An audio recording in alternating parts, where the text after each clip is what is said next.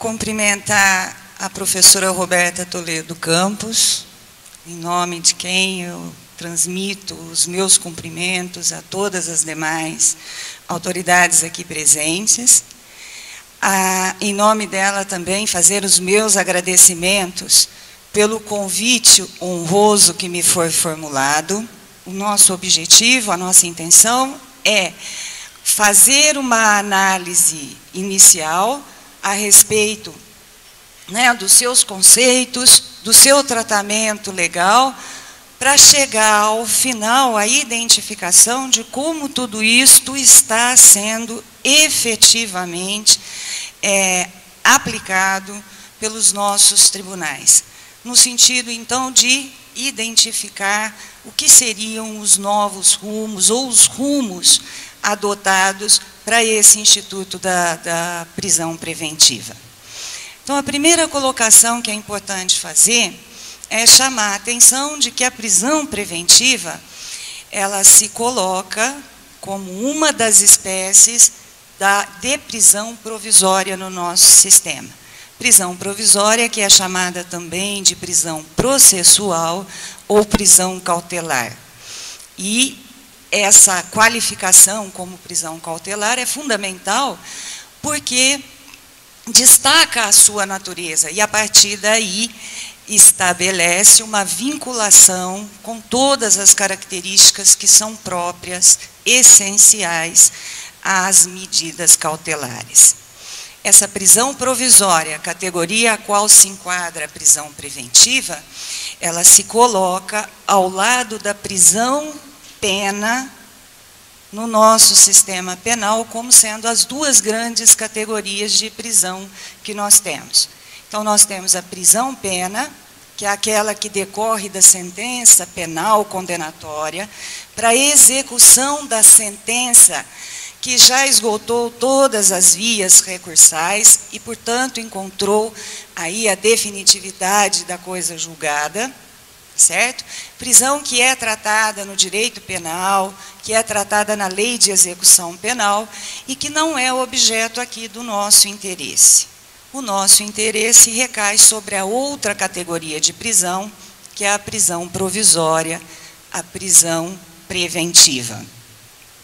Dentre a categoria das prisões provisórias, aquelas que se adequam, né, ou que se destinam ao âmbito do processo, visando tutelar o seu bom andamento e assegurar a eficácia do seu resultado.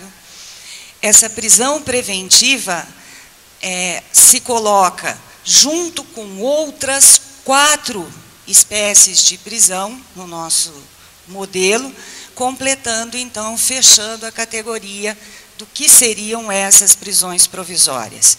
Então, nós temos, de uma maneira geral, estabelecido na nossa legislação, 5 tipos de prisões provisórias.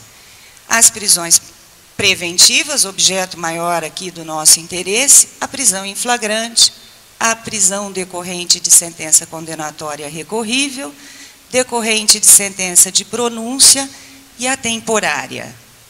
Destas 5, as 4 primeiras estão regulamentadas no Código de Processo Penal. A temporária ganhou vida por uma lei especial, a Lei 7.960, portanto, não integra esse rol do Código de Processo Penal.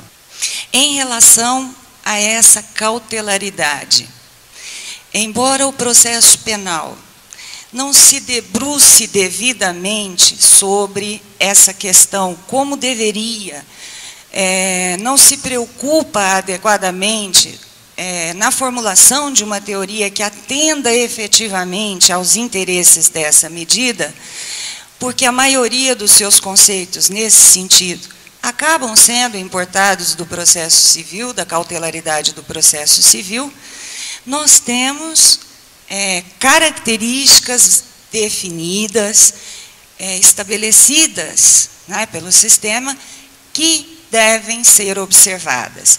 Quais seriam essas características? A instrumentalidade, a provisoriedade, a revogabilidade, a facultatividade. Como medida cautelar, a prisão provisória se constitui num instrumento para favorecer o instrumento que é o próprio processo. Na visão do Calamandrei, né, instrumento secundário, instrumento do próprio instrumento. O professor Edson mencionou aí, destacou essa característica da instrumentalidade do processo, e aqui eu chamo a atenção dos senhores para a característica de instrumento secundário destas medidas cautelares, incluindo as prisões provisórias, a prisão preventiva. Isso significa o quê? Que, por esta instrumentalidade, a prisão preventiva, a prisão provisória, ela se destina a assegurar, a garantir o próprio processo, a efetividade do próprio processo, o seu desenvolvimento regular, a tutelar o desenvolvimento processual. É esta a sua finalidade maior. É revogável porque se justifica enquanto existirem aquelas condições, aquelas situações que determinaram a sua decretação. No momento em que essas razões cessaram, não há por que se manter essa medida em vigor. Facultatividade. Não se admite, né, uma medida que é decretada com esta finalidade, visando proteger situações do processo, como uma medida obrigatória. Ela só se justifica a partir da demonstração da necessidade, da existência de um risco concreto, de uma situação concreta que precisa ser preservada. Nesse sentido, então, buscando identificar essas características da instrumentalidade, da revogabilidade, da facultatividade, da temporalidade dessa medida, que nós procedemos, então, a uma rápida análise de cada uma destas modalidades de prisão provisória admitidas no nosso sistema. A primeira delas, a prisão em flagrante. Prisão que ocorre no momento da prática da infração penal, pela situação de ser o agente flagrado no momento da sua prática, ou naquelas situações que a lei amplia, considerando como situação de flagrante. Ela é também uma prisão provisória. É uma prisão que ocorre vinculada aos propósitos do processo. Por isso se enquadra nessa categoria de prisão processual. E ela tem que atender a essa finalidade. Então, num primeiro momento, embora a prisão se justifique em razão da situação de flagrância, a manutenção da detenção, do encarceramento, tem que se adequar a essas exigências que são colocadas pela sua natureza.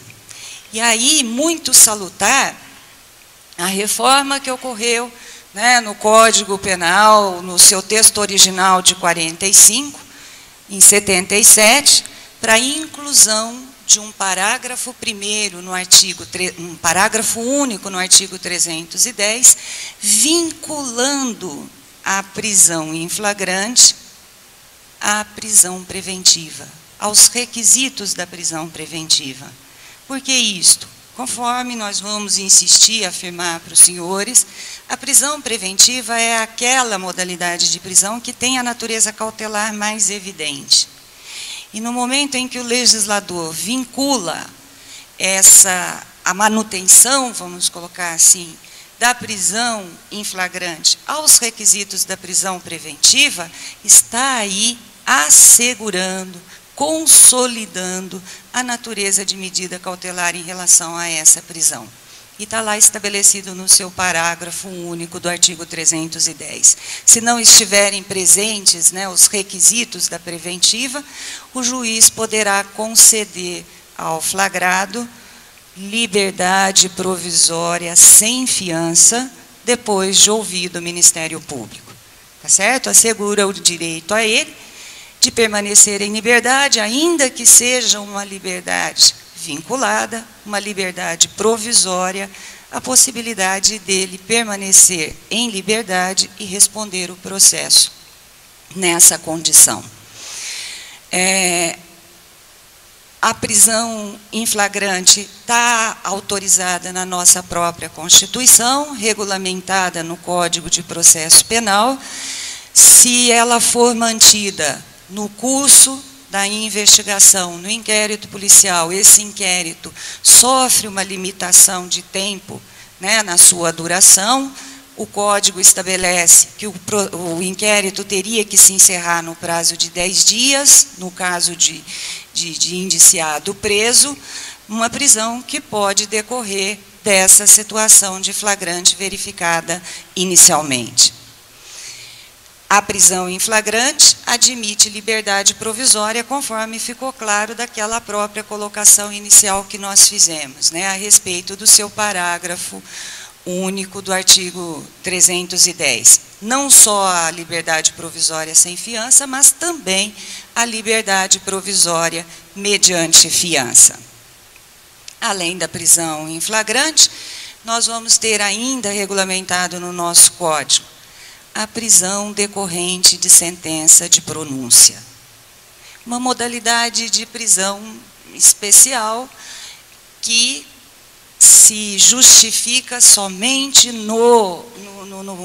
que se adequa, né, somente ao procedimento próprio dos crimes dolosos contra a vida no momento da sentença de pronúncia, que é aquela decisão proferida pelo juiz de admissibilidade da acusação numa fase intermediária do procedimento, encerrando a fase de formação de culpa e encaminhando o julgamento ao órgão competente, que seria o tribunal do júri.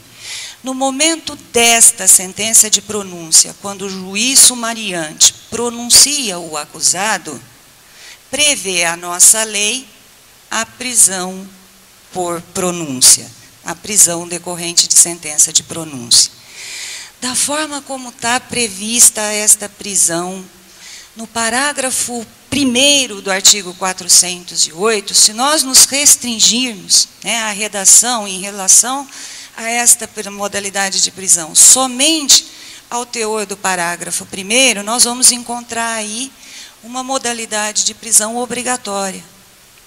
Pronunciado o réu, deverá o juiz recomendá-lo à prisão na qual ele se encontra, ou então decretar a sua prisão, como efeito, como consequência dessa sentença de pronúncia. Essa ideia não procede no nosso sistema, tá certo? Foge às características da natureza desta medida, uma medida cautelar e que se justifica a partir da existência de todos os pressupostos, né, das cautelares. O fumus boni iuris, o periculum libertatis, ou o periculum in mora, né, do processo civil. Necessariamente, com a pronúncia, esses elementos se configurarão. Nós vamos ter, com certeza, em todos os casos, presente o periculum libertatis, o fumus boni iuris, a aparência do bom direito, decorre da própria sentença de pronúncia. Houve uma decisão de admissibilidade da imputação, que reconhece, então, a existência de crime e indícios suficientes de autoria, indícios necessários que permitam levá-lo a julgamento pelo órgão competente. O fumus boni iuris nós temos presente. E o periculum libertatis? Vai depender da situação em concreto. Portanto, esta não pode ser uma decisão automática, consequente, né, da decisão de pronúncia. Nesse sentido, tem se posicionado a nossa doutrina, tem se posicionado os nossos tribunais nas suas decisões, exigindo a demonstração do efetivo risco e exigindo mais a fundamentação da decisão que decreta a prisão. Tá certo? Não pode ser entendida como automática. Há necessidade de uma fundamentação, há necessidade de uma decisão específica nesse sentido, atendendo às exigências constitucionais, quais sejam, de decisão fundamentada. Se isto não ocorrer, tem-se até em algumas decisões, aceita essa possibilidade de que a decisão não tenha uma fundamentação específica, mas neste caso ela ficaria condicionada à fundamentação de uma prisão anterior, que seria, no caso, né, com toda a probabilidade, a prisão preventiva. E se esses fundamentos da preventiva deixarem de existir, a consequência direta seria também a invalidação e a revogação da própria prisão por pronúncia. É uma prisão que tem aí a sua vida própria em relação às demais prisões provisórias. Ela pode ser decretada neste momento do procedimento. A partir daí começa uma nova fase. A nossa doutrina e também a jurisprudência vem confirmando isto, havendo até súmula do STJ nesse sentido, que a partir daí não há mais um efetivo controle, né, de tempo, de duração do processo para verificar a legalidade dessa prisão ou não, em termos de constrangimento legal. É como se começasse aí uma nova etapa de encarceramento que não se sujeita àquelas restrições trazidas pela jurisprudência de duração do prazo do processo, estando o acusado preso. Falamos da prisão em flagrante, falamos da prisão decorrente da sentença de pronúncia. Nós temos ainda a prisão decorrente de sentença condenatória recorrível. Ao final do processo, proferida a decisão, o réu é condenado.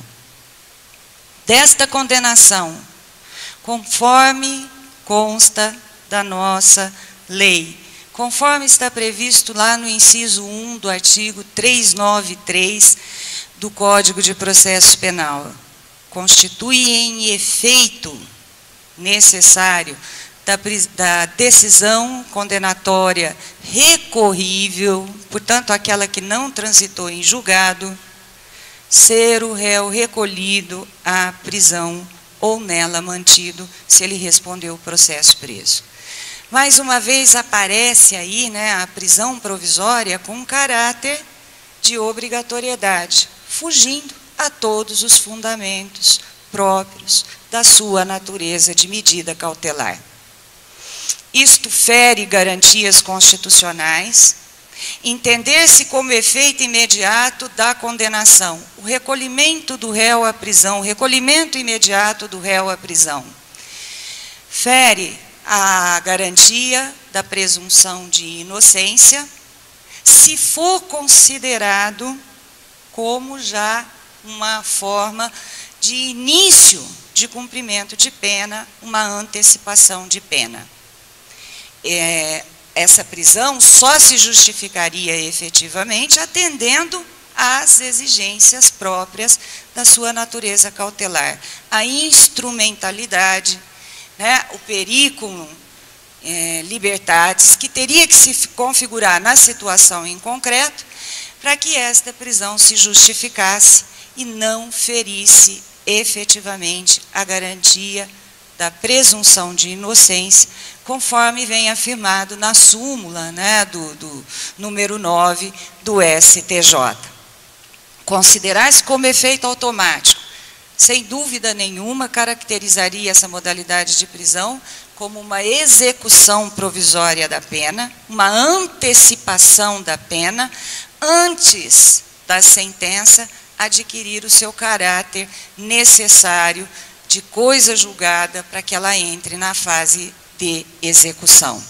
Nos termos das exigências próprias das medidas cautelares, como se configuraria aí o periculum libertatis para justificar essa prisão?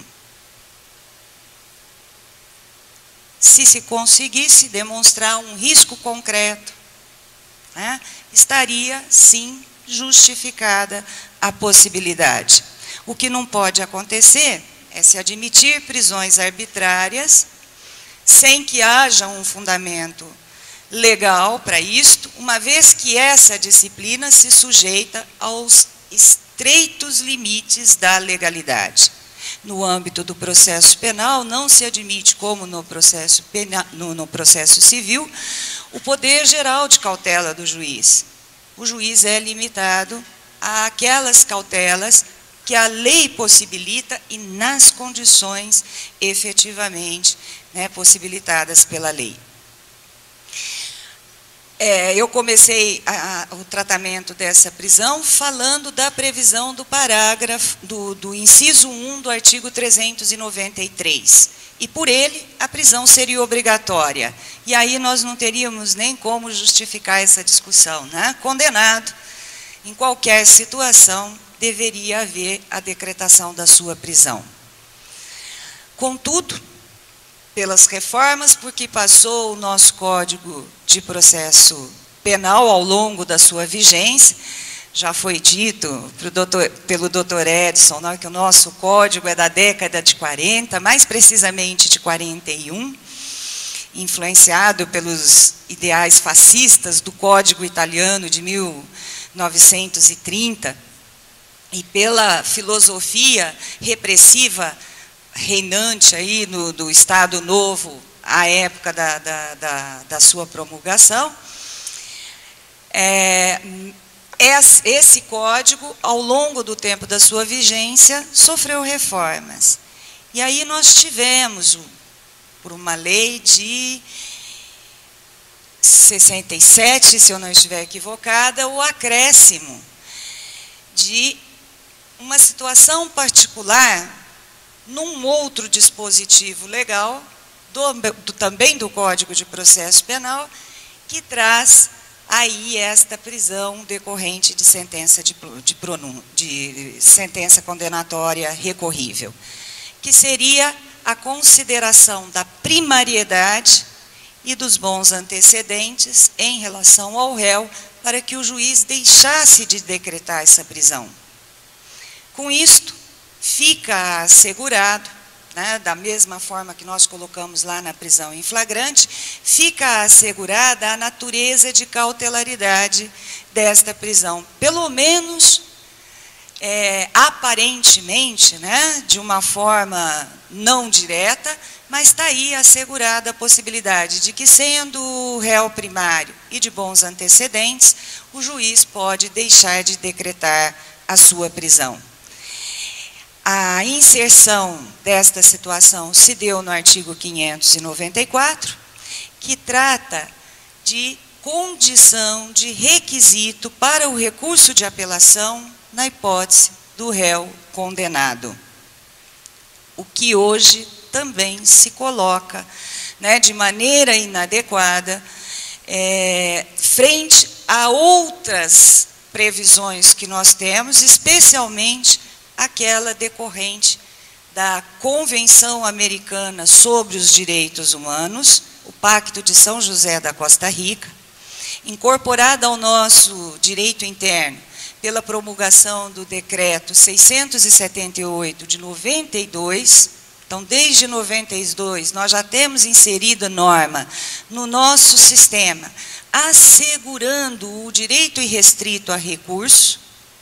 E anterior a isso, nós temos a nossa Constituição, Lei Maior, garantindo no processo o devido processo legal, que assegura o duplo grau de jurisdição, e o duplo grau de jurisdição assegura o direito ao recurso, a ampla defesa com todos os meios e recursos a ela inerentes, e a própria presunção de inocência, que nós já chamamos a atenção dos senhores.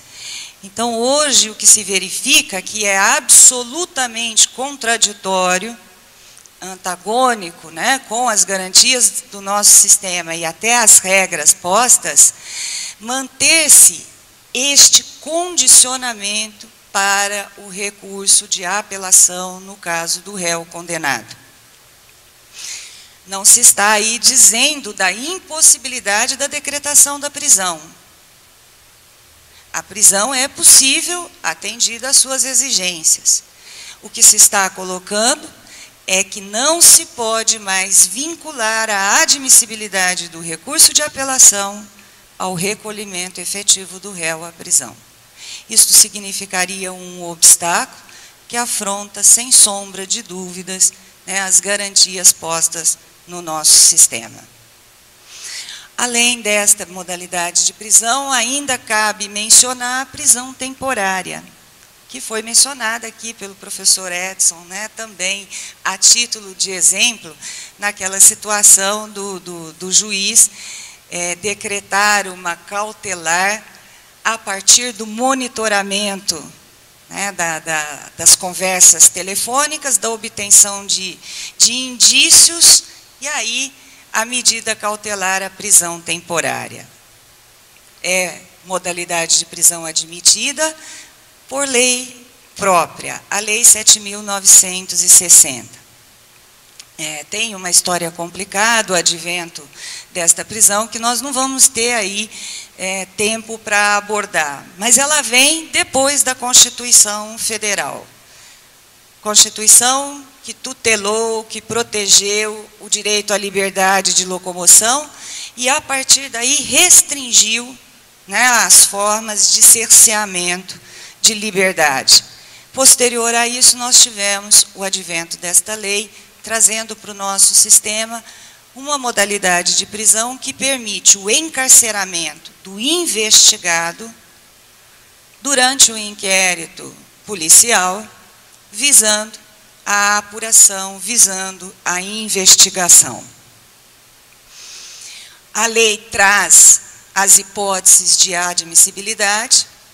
O legislador não foi claro ao estabelecer essas hipóteses, muito discutiu a doutrina, de tal forma que hoje, mantendo aquela ideia de cautelaridade que a gente vem insistindo, a interpretação mais adequada que se faz, mais adequada e aceita pela doutrina e pelos tribunais, que se faz em relação àqueles requisitos postos no seu artigo 1º, é da conjugação de todos eles, ou num outro entendimento, da conjugação da hipótese prevista no inciso 3 com as hipóteses ou do inciso 1 ou do inciso 2. Desta forma, estar-se-ia assegurando o periculum libertatis e o fumus boni iuris, que é necessário. E aí resulta que essa modalidade de prisão ela só pode ser decretada pelo juiz, nunca de ofício, então sempre por provocação de quem tem interesse, no caso o Ministério Público ou o delegado de polícia. Nos casos dos crimes elencados na própria lei, lá no inciso 3, somente naqueles casos, naqueles crimes, a partir de indícios suficientes de provas de autoria ou participação. E aí, conjugando essa hipótese de admissibilidade com a do inciso 1 ou com a do inciso 2, nós teríamos a imprescindibilidade para as investigações e a do inciso 2, levando em conta a situação pessoal do investigado, que dificulta a sua identificação, porque não tem endereço certo, porque não tem como ser localizado. Então, o que se põe hoje é a necessidade da combinação de todos esses requisitos, ou pelo menos de forma alternativa, o 1 e o 2 combinado obrigatoriamente com o 3, para que dê essa feição necessária a justificar essa medida legalmente no nosso sistema. Completando o quadro, aí então agora a nossa prisão de interesse maior, que é a prisão preventiva. Cabe dizer para os senhores que essa na prisão, em relação às outras, ela tem aí uma superioridade em termos de abrangência. Isto se põe de forma bastante clara. É possível pensar-se na prisão preventiva englobando a prisão por pronúncia e a prisão decorrente de sentença condenatória recorrível. E vale observar que essa ideia, ela vem posta no projeto de reforma do Código de Processo Penal no que se refere às prisões e à liberdade provisória, que elimina aquelas duas modalidades de prisões mencionadas, mantendo apenas 3. A prisão preventiva, a flagrante, que aí a própria Constituição, né, assegura, e a temporária. Em relação à prisão preventiva, ela assumiria, né, as funções ou as possibilidades das demais prisões mencionadas, admitidas no nosso processo. Seria uma simplificação do sistema, salutar, sem dúvida nenhuma, porque a prisão preventiva, ela traz nos seus requisitos, nas suas condições exigidas, né, para a admissibilidade, a possibilidade de englobar aquelas situações próprias da pronúncia e da sentença condenatória recorrível. Então, seria, sem dúvida nenhuma, uma mudança salutar nesse nosso sistema de prisões provisórias. A prisão preventiva, né, que nós estamos analisando aqui, ela seria possível nos termos da nossa lei, na fase de inquérito e ao longo de todo o processo. Decretada sempre mediante ordem escrita do juiz, de forma fundamentada e calcada naquelas exigências que a lei estabelece. Quais seriam essas exigências?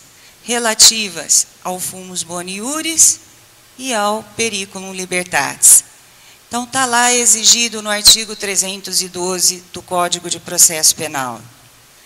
A prisão preventiva, ela será decretada pelo juiz quando houver prova da existência do crime e indícios suficientes da autoria.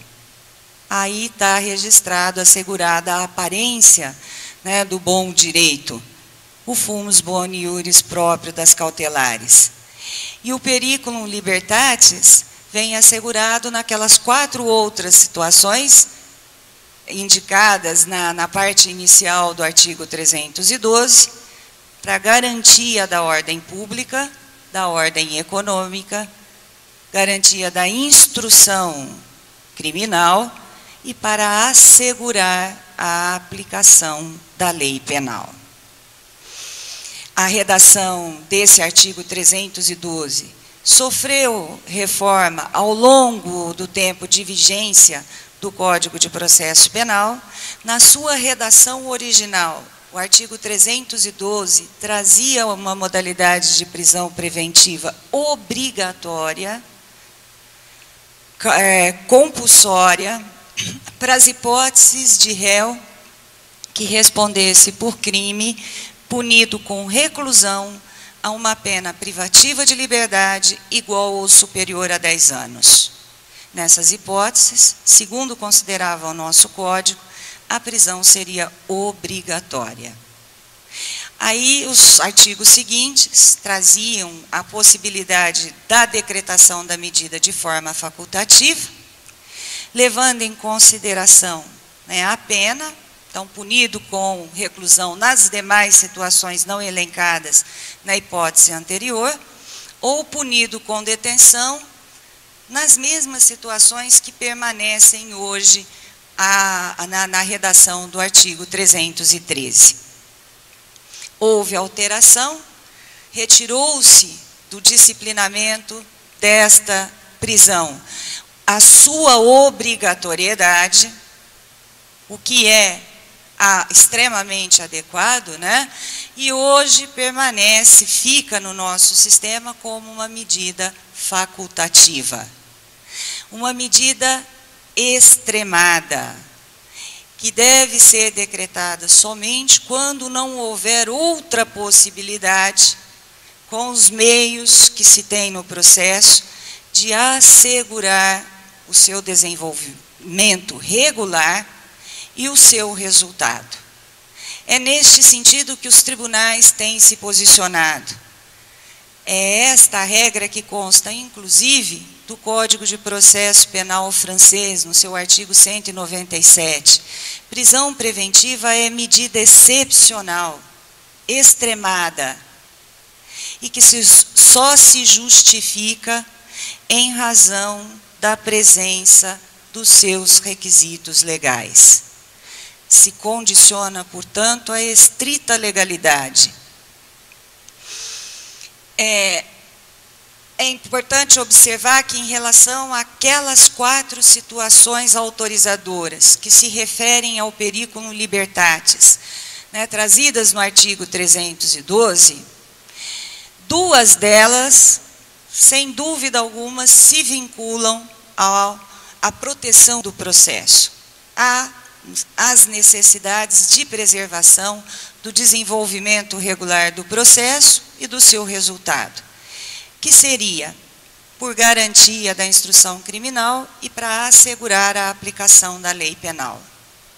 Toda a discussão que se coloca hoje está em torno da questão da ordem pública e que envolve também a ordem econômica. A ordem econômica veio recentemente, né, para esse artigo 312, pela Lei 8.884, a Lei Antitruste, que trouxe a previsão da decretação da prisão preventiva em relação àquelas infrações que pudessem afrontar a livre concorrência, né, no âmbito das relações de mercado. Há críticas em relação a essa previsão. O Tourinho Filho é um severo crítico do acréscimo desta ordem pública, da ordem econômica ao artigo 312, especialmente por esta lei, porque nesta lei não há previsões de infrações penais, e só infrações administrativas. E se ela traz previsão de infrações administrativas, não teria por que ter previsto prisão preventiva própria do processo penal, adequado à persecução penal, às infrações penais. Mas, de qualquer forma, passou a integrar, está aí, e é um desdobramento da ordem pública. Então, quando nós tratamos da ordem pública, sem dúvida nenhuma, nós estamos abrangendo também a ordem econômica. A utilização que vem sendo feita, no meu entender, de maneira incorreta, daquela garantia que foi inserida na Constituição Federal recentemente, no seu artigo 5º, último inciso hoje, inciso 78 do artigo 5º, que é o direito do acusado no processo ao prazo razoável. Isto tem sido utilizado em reiteradas decisões, né, esse direito ao prazo razoável, um direito individual fundamental, para justificar o extrapolamento do prazo e a manutenção da prisão preventiva quando excede aquele tempo fixado na jurisprudência. Claro está que não há aí a reivindicação, né, imediata, no 82º dia já o pedido de revogação da prisão ou relaxamento em razão do excesso de prazo, mas ainda que tenha aí uma duração que se alongou no tempo, a utilização desta garantia fundamental, no sentido de se contrapor à garantia de liberdade que também é protegida na Constituição Federal, até num estado superior a essa, né, do prazo razoável, é uma inversão de valores, né, que não pode acontecer. Então, coloco aqui a minha fala no sentido de crítica a essa forma de proceder. E ainda uma última colocação que me parece aí um encaminhamento interessante para a formulação dos novos rumos, dos institutos cautelares vinculados à liberdade da pessoa do acusado, que é aquela da possibilidade que se observa em algumas decisões, raras decisões, mas que se observa, da concessão de liberdade provisória quando dos pedidos, né, em habeas corpus, de revogação da prisão ou de anulação da prisão, do retorno à situação do acusado ao seu status quo, né, de acusado em liberdade. Nós encontramos esporadicamente as decisões dos tribunais concedendo liberdade provisória na prisão preventiva. Me parece aí uma situação de até absurdo lógico no nosso sistema. A prisão preventiva, conforme reconhece unanimemente a nossa doutrina, não admite liberdade provisória. Isto está consolidado na previsão do inciso 4 do artigo 324, que trata das hipóteses permissivas da fiança e, portanto, da concessão de liberdade provisória, porque são institutos antagônicos.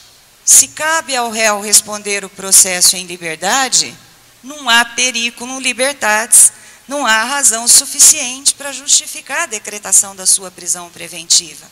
Agora, se existe este periculum, a necessidade de que ele seja encarcerado para proteção do processo, não há razão para se decretar essa prisão e se conceder a liberdade provisória, a liberdade condicionada. Embora isto, nós encontramos decisões esparsas nesse sentido.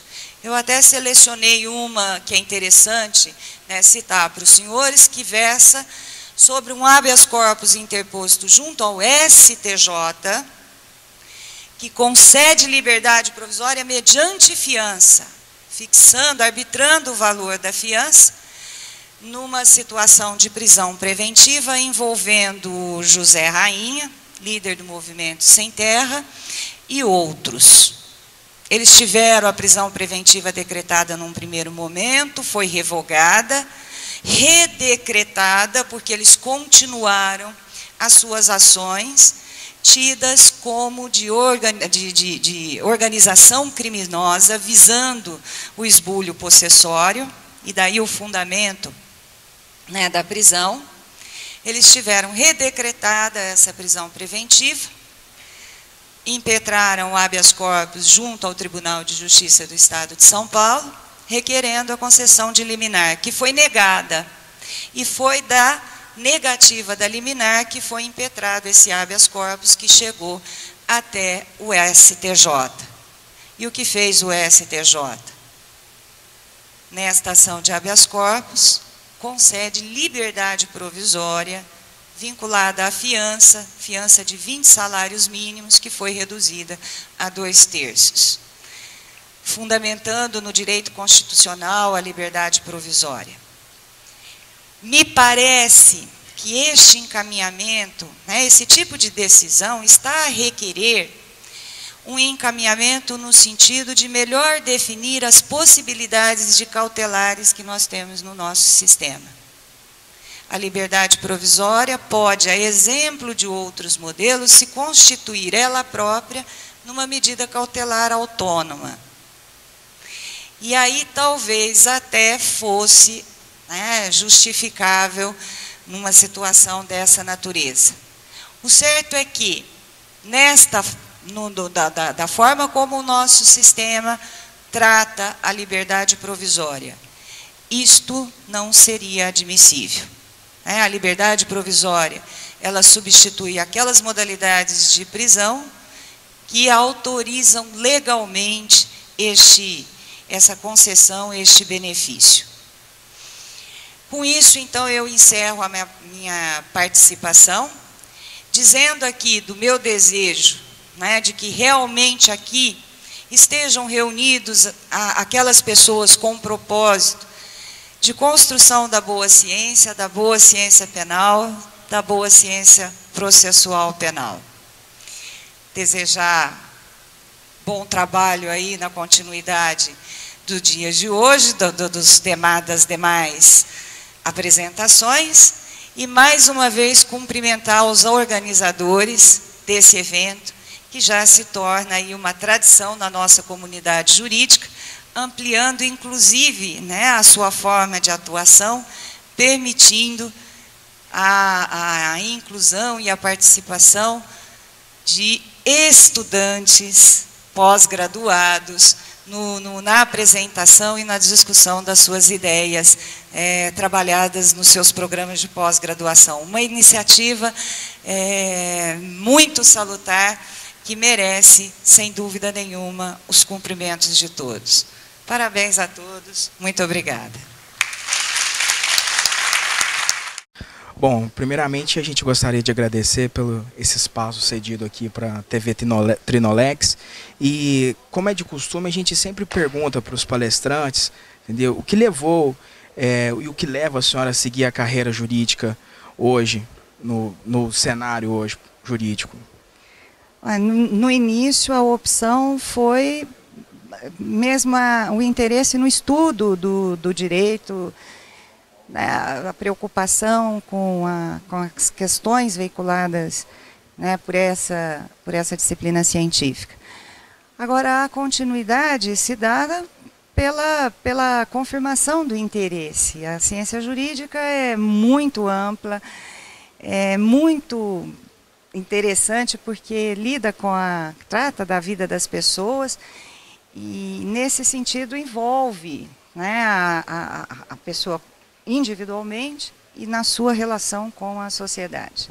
Professora, a gente sempre faz um bate-bola com os palestrantes, referindo ao tema que foi palestrado aqui. A senhora acredita que a prisão preventiva ela não viola o princípio constitucional de que ninguém será privado de sua liberdade sem o devido processo legal, do artigo 5º? As garantias processuais, né, trazidas na Constituição Federal.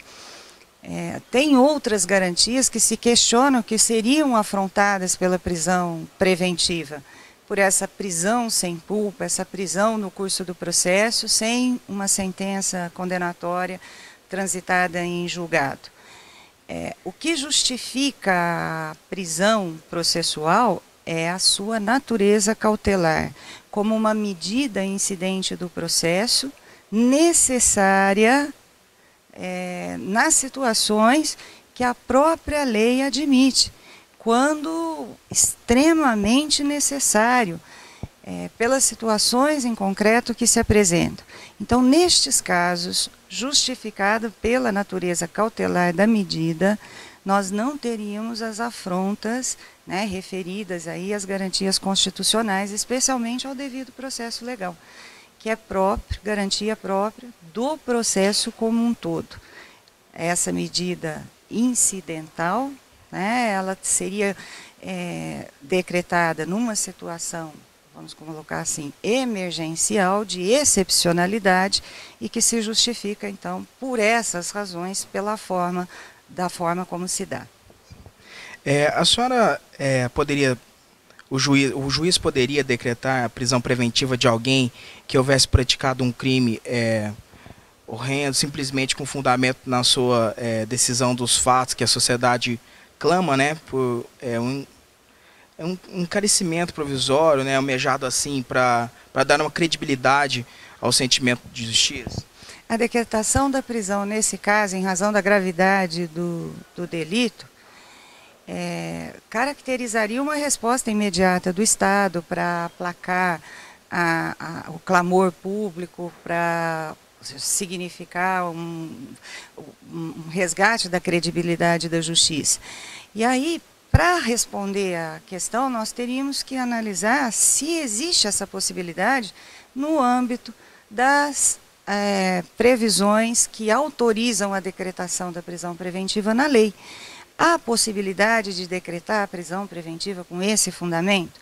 O que tem acontecido, né, nos nossos dias, e que vem da tradição, inclusive, na aplicação das nossas leis, é que essas hipóteses acabam sendo englobadas pelo conceito de ordem pública previsto lá no Código de Processo Penal como uma das hipóteses autorizadoras da decretação da prisão preventiva. E isso acontece regularmente, com validade inclusive em nível dos tribunais, né, nas decisões de manutenção da prisão com esse fundamento. Doutora, para finalizar, a gente gostaria de mais uma vez agradecer pelo carinho aqui concedido tanto pela revista como pela TV Trinolex. E a gente sempre deixa pergunta assim para os palestrantes, né? O que vocês poderiam deixar para as pessoas que estiveram aqui presentes assistindo a palestra de vocês? Um estímulo, palavra de estímulo, para essa continuidade na busca do estudo do direito, do bom estudo do direito, para a formulação daquilo que já foi colocado aqui, que é o interesse maior do IBC-CRIM, da formulação da boa ciência jurídica. Essa é a minha palavra de estímulo. Obrigado, doutor. Eu que agradeço.